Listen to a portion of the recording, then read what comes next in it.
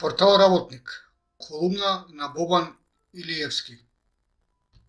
Одењето на одмор стана голем луксус во денешно време, поради тоа што неголемиот дел од вработеници се приматели на минимална плата, која со новото зголемување изнесува 18.000 денари. Ако ги земеме во предвид и трошоците за живот, одnosno синдикалната минимална кошница, која е речиси 40.000 денари, а две плати по 18.000 се 36.000 денари, тоа значи дека оние семејства каде што има 4 члена, а има вкупни приходи од 36.000 денари, не можат да постигнат да ги подмират ниту основните животни трошоци, а камоли па да си дозволат да одат 7 дена на одмор во Грција, Црна Гора или Албанија како едни од најблиските дестинации за одмор на море. Во Македонија имаме места каде што може да се оди на одмор, но и таму е прилично скапо, а со зголемувањето на цените стана уште поскапо. Па и таму голем дел од граѓаните не можат да се отидат со своите семејства.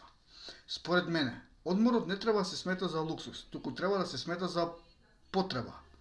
Луѓето цела година работат, па добро е тие 10 или 20 дена кои им следуваат според законот, а пред се одморот следува според уставот, да ги искористат за да отидат некаде заедно со своите семејства за да ги наполнат батериите.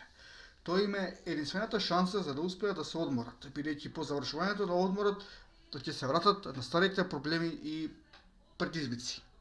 Според законот за работни односи, работникот има право на 20 работни дена годишен одмор.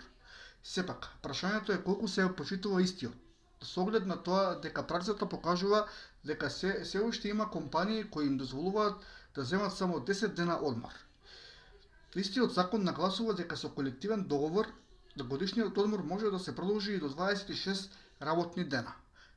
Членот 40 од колективниот договор за приватен сектор вели дека работникот има право на годишен одмор во една календарска година во траење од 20 до 26 дена. Траењето на годишниот одмор на работникот се определува врз основа на 5 работи: времето поминато во работен однос, сложеноста на работите на работното место, условите за работа, здравствената состојба на работникот и дали работникот е помлад од 18 години. Колективниот договор посочува дека доколку работникот го надминува максимумот по основ на критериумите во овој член, има право на годишен одмор само до 26 работни дена.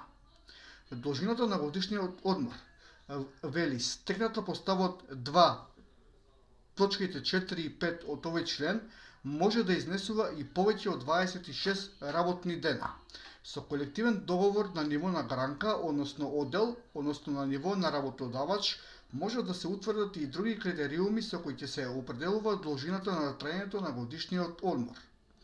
Иако мора да се признае дека во одредени компании се почитува годишниот одмор, поголемиот дел сепак не го почитуваат ова работничко право, како што е случај и со непочитувањето на многу други работнички права кои што на работниците им следуваат согласно уставот, законите и колективните договори.